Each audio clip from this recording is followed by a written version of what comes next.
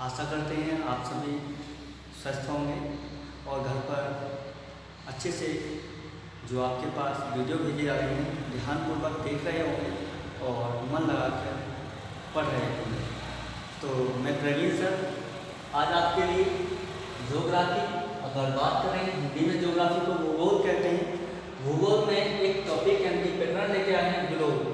Globe के बारे में आज हम अध्ययन कराएंगे आपके लिए और समझाएंगे ग्लोब से जुड़े हुए काफ़ी तथ्य। सबसे पहले बात कर लेते हैं आज हम किन किन बिंदुओं पे बात करने वाले हैं। तो नंबर 1 मैं आपको बताना चाहूँगा कि सबसे जो पहले बात करेंगे वो हमसे बात करेंगे ध्रुव की। अगर ध्रुव को इंग्लिश में बोला जाए तो इसे पोल कहते हैं। नंबर 2 बात करेंगे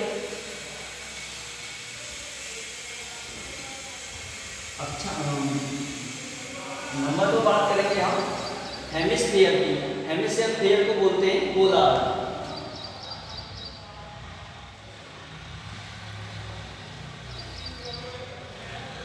नंबर 3 बात करेंगे अक्षांश रेखाएं।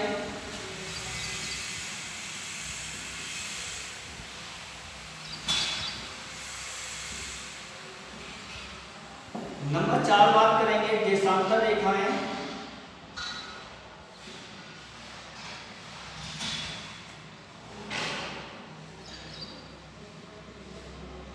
उसके बाद बात करेंगे हम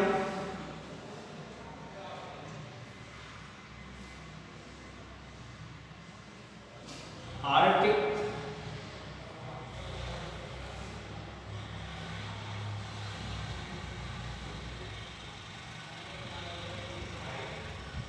रेखा। उसके बाद बात करेंगे हम अंटार्कटिका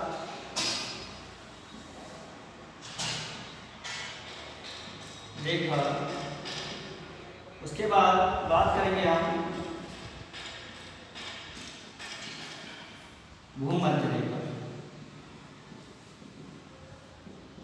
सबसे मेन बात जो आ रही है हम भूमध्य रेखा को लेके आ रही है। इन सब की जो मेन कड़ी है वो भूमध्य रेखा है। भूमध्य रेखा के बारे में मैं आपको बताना चाहूँगा सबसे पहले कि जो हमने अभी सर्किल बनाया है ये सभी काल्पनिक रेखा है, ये वास्तविक रेखा नहीं है। जो हमने एक ग्लोब का प्रारूप आपके सामने प्रस्तुत किया है जिसको जो बीचों बीच यानी विस्तृत रूप से काट रही है, इसको हम क्या कहते हैं, भूमध्य रेखा कहते हैं।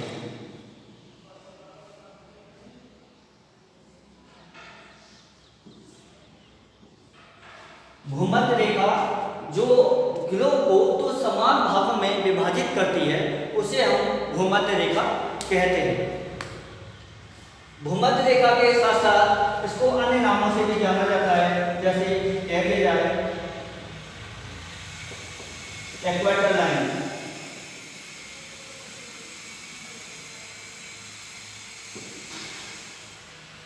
इक्वेटर लाइन से भी इसको जाना जाता है। उसके साथ विषुवत रेखा के नाम से भी जाना जाता है।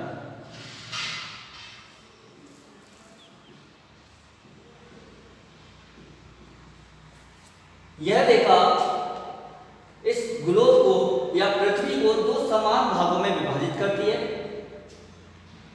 अब जो दो समान भाग होते हैं उनको क्या नाम दिया जाएगा, उसमें बात कर लेते हैं। सबसे पहले जो हमें इसको जानने के पहले हमें जानकारी होनी चाहिए दिशा के बारे में। तो सबसे पहले हम दिशा की ओर लेके चलते हैं। तो दिशा के बारे में हम आपको जानकारी देते हैं कि हमेशा जो उत्तर होता है वो ऊपर की तरफ होता है। तो ये हमारा नॉर्थ हो गया, उसके विपरीत जो दिशा होगी वो कहलाएगी साउथ।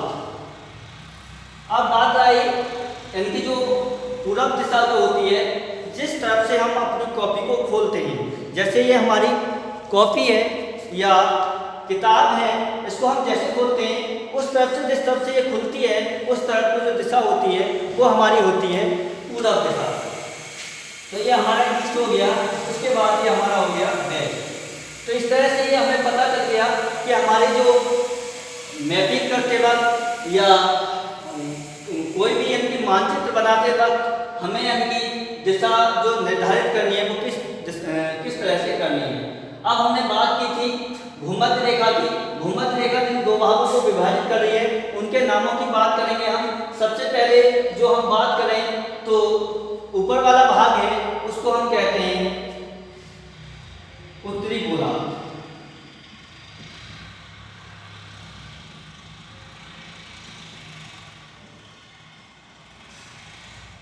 अब यहाँ दूसरी बात आई है गोलार्ध।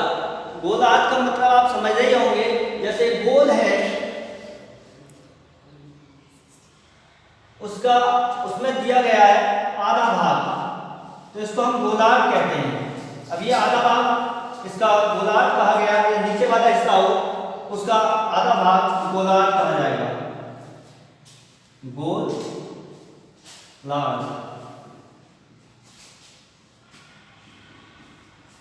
गोल प्लस आधा यानी कि आधा, इसका मतलब हो गया गोल का आधा भाग गोलार्ध कहा जाता है। तो ये ऊपरी वाला भाग जो आधा भाग है उसको उत्तरी गोलार्ध कहते हैं और निचला वाला जो भाग है उसको दक्षिणी गोलार्ध कहते हैं।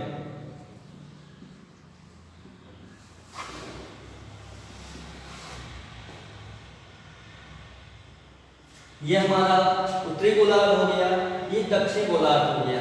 तो हम यहाँ पे बात कर रहे थे कि भूमध्य रेखा जो दो समान भागों में विभाजित करती है उससे दो गोलार्ध बनते हैं, नंबर 1 उत्तरी गोलार्ध और नंबर 2 दक्षिणी गोलार्ध। उसके बाद अब बात करते हैं पोल की। जो बिंदु होता है, जो नॉर्थ बिंदु होता है उसको हम ध्रुव कहते हैं। क्या कहते हैं? ध्रुव। और यहाँ जो दक्षिणी ध्रुव है, दोनों यानी ध्रुव के साथ दोनों पॉइंट जो होते हैं या बिंदु होते हैं उनको हम ध्रुव कहते हैं। ध्रुव जैसे ये हमारा उत्तरी ध्रुव हो गया, इसे इंग्लिश में बात करें तो नॉर्थ पोल बोलते हैं। अगर इसको बोले तो ये दक्षिणी ध्रुव है और दक्षिणी ध्रुव को इंग्लिश में साउथ पोल बोलते हैं।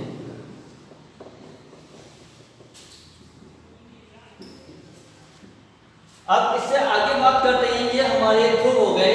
अब ध्रुव जो होते हैं वो 90 डिग्री पर होता है। कितने डिग्री पर? 90। ये हमारा 0 डिग्री था, अब 0 से यहाँ तक जो था वो 90 डिग्री पे हमारा नॉर्थ पोल हो गया। और यहाँ से अगर इधर की बात करें तो दक्षिण की तरफ के लिए तो ये हमारा हो गया 90 डिग्री और ये भी हमारा दक्षिणी पोल हो गया। अब इसके बाद हम बात करेंगे अक्षांश रेखा की। सबसे पहले हमने अभी बताया था पोल के बारे में, अब हम बात कर चुके हैं गोलार्ध के बारे में। अब तो बात करेंगे अक्षांश रेखाओं के बारे में। अक्षांश रेखाएं कौन सी होती हैं? अभी मैंने आपको बताया था भूमध्य रेखा। भूमध्य रेखा के साथ साथ जो भी समांतर यानी कि भूमध्य रेखा के समांतर खींची जाने वाली रेखाओं को हम अक्षांश रेखा कहते हैं। दूसरे शब्दों में कह सकते हैं जो रेखाएं पूरब से पश्चिम की ओर खींची जाती हैं वे काल्पनिक रेखाएं जो पूरब से पश्चिम की ओर खींची जाती हैं उन्हें हम अक्षांश रेखा कहते हैं। वे रेखाएं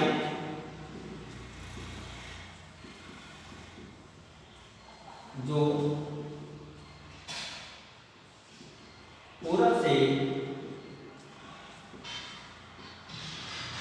पश्चिम की ओर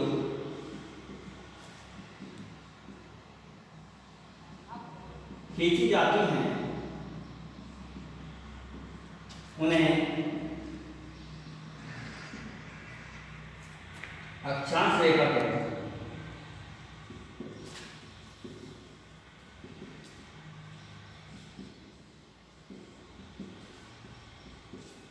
अगर अक्षांश रेखा की बात की जाए तो अक्षांश रेखा को इंग्लिश में बोला जाता है लैटिट्यूड।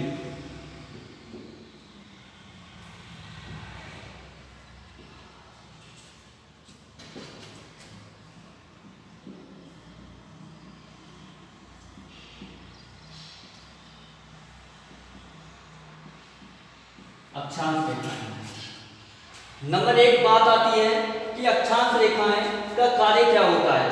अक्षांश रेखाएं अभी मैंने आपको बताया था वे रेखाएं जो पूरब से पश्चिम की ओर खींची जाती हैं या जो भूमध्य रेखा के समांतर यानी कि समान अंतर के से खींची जाती हैं उन्हें हम लैटिट्यूड यानी कि अक्षांश रेखा कहते हैं। अब इनका कार्य क्या होता है? इनका कार्य होता है की जलवायु के बारे में अध्ययन करना। इसके द्वारा हम यहाँ पृथ्वी का तापमान और जलवायु का अध्ययन करते हैं इसके माध्यम से, इसकी सहायता से। अगली बात आती है इनकी संख्या, इनकी कितनी संख्या होती है। अब संख्या की बात करें तो हम यहाँ 0 डिग्री सेल्सियस से आगे को बढ़ाएंगे और 90 डिग्री तक पहुंचेंगे तो यहाँ से 1 डिग्री पर एक रेखा, एक अक्षांश रेखा होती है, तो यहाँ से और यहाँ तक 90 हो गई। अब उसी प्रकार यहाँ से और यहाँ तक 90 डिग्री तक यानी कि दक्षिण ध्रुव तक, ये उत्तरी ध्रुव की 90 हो गई और उत्तरी और दक्षिण ध्रुव की भी 90 हो गई। इस प्रकार टोटल कितनी हो जाती है 180।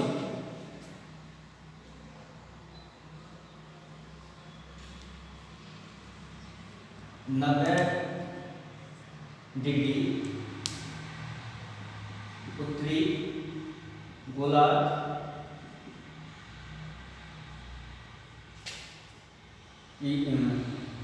बराबर 90 रेखा और 90 डिग्री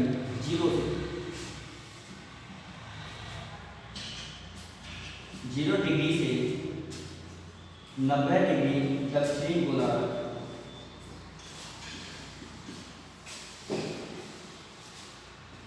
की संख्या 90 है। अब ये 90 हो गई। एक रेखा जो होती है भूमध्य रेखा, एक रेखा भूमध्य रेखा को और जोड़ देते हैं।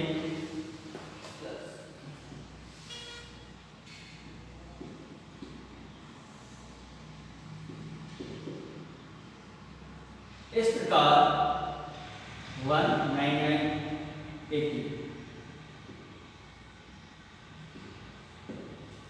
इस प्रकार इन रेखाओं की जो संख्या होती है, अक्षांश रेखाओं की संख्या जो होती है वो होती है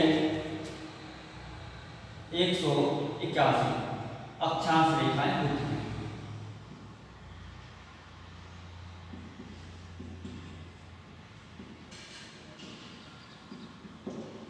अब आगे बात करते हैं इनकी जो दूरी है। अभी आपको बताया गया था भूमध्य रेखा के समांतर यानी कि समान अंतर से, तो इनकी एक से दूसरे के बीच की दूरी समान होती है। अब वो क्या होती है उसके बारे में मैं आपको बताता हूँ। इनसे एक यानी कि एक रेखा से दूसरी रेखा के बीच की दूरी यानी कि 1 डिग्री अक्षांश के बीच की दूरी जो होती है वो होती है 111 किलोमीटर। एक अक्षांश से अगले अक्षांश तक की दूरी जो होती है वो होती है 111 किलोमीटर। अब बात कर लेते हैं अगली, जो अभी हमने बात की है अक्षांश रेखा की। अब अगली बात करते हैं देशांतर रेखा। देशांतर रेखाएं वे रेखाएं जो नॉर्थ पोल को यानी उत्तरी ध्रुव को दक्षिण ध्रुव से जोड़ती हैं। वे रेखाएं जो उत्तरी ध्रुव को दक्षिण ध्रुव से जोड़ती हैं, उन रेखाओं को हम देशांतर रेखा कहते हैं।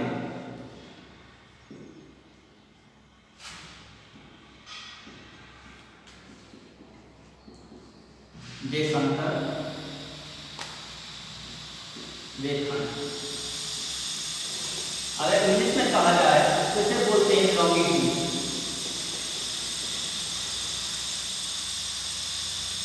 लॉन्गिट्यूड लाइन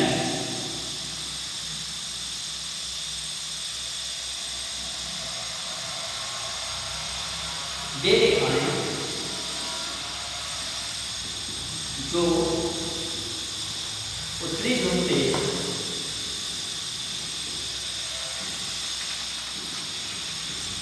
दक्षिणी ध्रुव को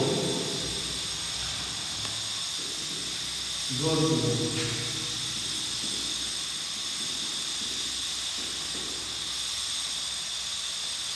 ये हमारा उत्तरी ध्रुव है, उसके बाद ये हमारा दक्षिण ध्रुव है। यानी कि अब ये जो देशांतर लाइन है वो यानी कि उत्तरी ध्रुव से दक्षिण ध्रुव के लिए जाता है, तो इन रेखाओं को जो हम बोलते हैं वो बोलते हैं देशांतर रेखा।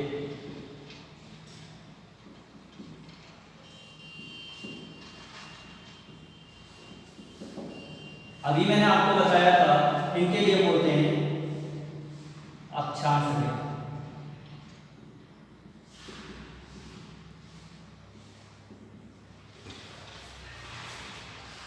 अब बात आती है, ये हो गई हमारी अक्षांश रेखा, ये हो गई हमारी देशांतर रेखा। अगली बात करते हैं हम इसमें, उससे पहले आर्टिक रेखा बताने से पहले या अंटार्कटिक रेखा बताने से पहले बात कर लेते हैं मकर रेखा और कर्क रेखा की। मकर रेखा और कर्क रेखा आपको बिल्कुल बहुत जरूरी है, क्योंकि इनको हमेशा पूछ लिया जाता है। तो सबसे पहले बात करते हैं मकर रेखा। मकर रेखा हमें याद होना चाहिए कि उत्तरी गोलार्ध और दक्षिण गोलार्ध के यानी कि दोनों समान जो अंश होते हैं, समान अंश पे होकर गुजरती हैं। तो ये दोनों ही काल्पनिक रेखा हैं। तो सबसे पहले बात करते हैं कर्क रेखा।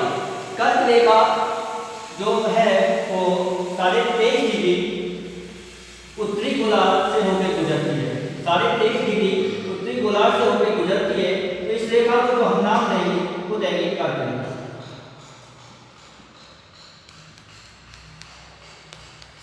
वह रेखा यानी कि जो 23.5 डिग्री उत्तरी गोलार्ध से होकर गुजरती है उसे हम कर्क रेखा कहते हैं। ठीक उसी प्रकार इसके विपरीत बात करें, हम निचले वाले गोलार्ध में आ जाए, दक्षिण गोलार्ध में आ जाए, तो जहां तो 23.5 डिग्री है यहां होकर जो रेखा गुजरती है उसको कहते हैं मकर रेखा।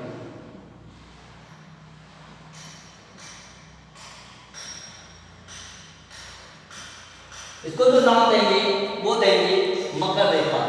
अब अगली बात करते हैं आर्कटिक रेखा जो होती है उस 66.5 डिग्री अक्षांश यानी कि उत्तरी गोलार्ध से होकर गुजरती है।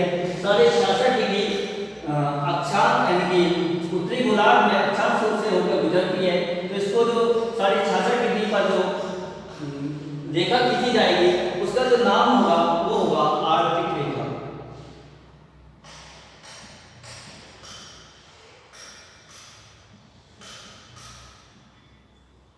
ठीक इसी के विपरीत जो रेखा खींची जाती है 66.5 डिग्री दक्षिण गोलार्ध में, उसका नाम दिया जाता है अंटार्कटिक।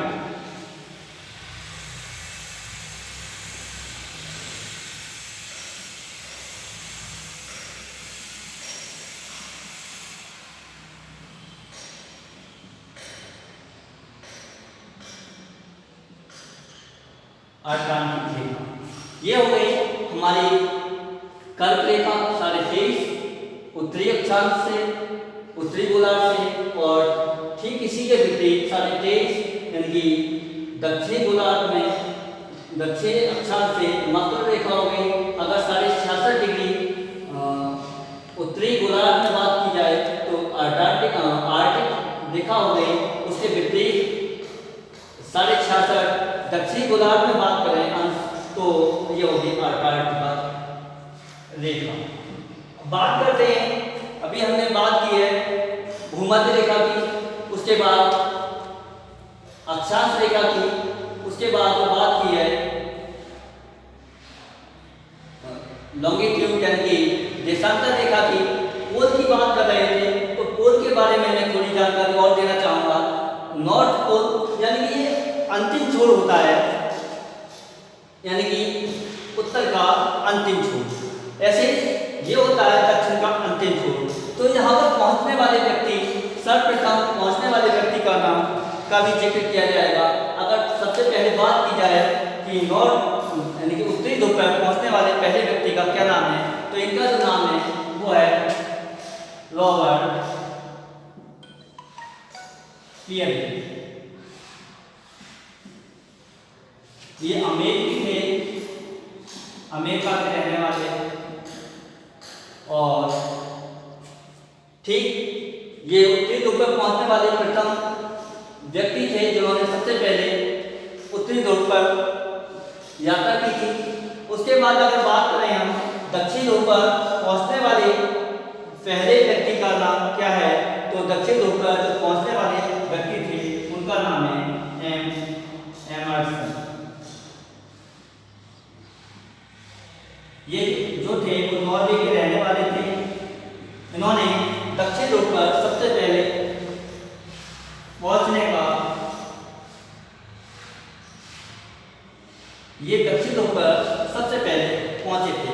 तो इसके लिए आज जो हमने जानकारी दी है, मुझे लगता है आपको काफ़ी लाभप्रद होगी। काफ़ी यानी कि जानकारी आपको मैंने जो दी है इसे आप ध्यान से पढ़ेंगे और आशा करते हैं आपको अच्छे से समझ में आए।